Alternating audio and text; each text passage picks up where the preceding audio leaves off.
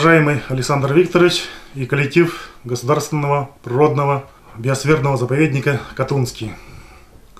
От районного совета депутатов и от себя лично, и как члена общественного совета, хочу поздравить вас с 25-летним юбилеем.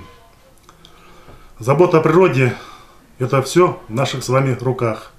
И тем не менее, считаю, что вы выполняете свое дело очень серьезно и достойно.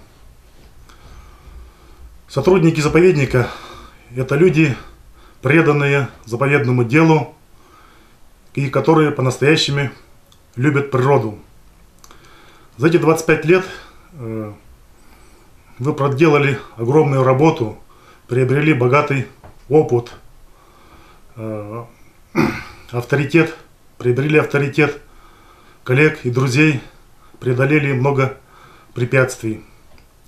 В этот замечательный день хочу пожелать вам всем доброго здоровья, бодрости духа, неиссякаемой жизненной энергии, успехов и процветания в вашем нелегком, но благородном деле сохранения природного достояния, одного из красивейших уголков России, изучения родной природы и приумножения ее богатств. И хочу закончить таким девизом.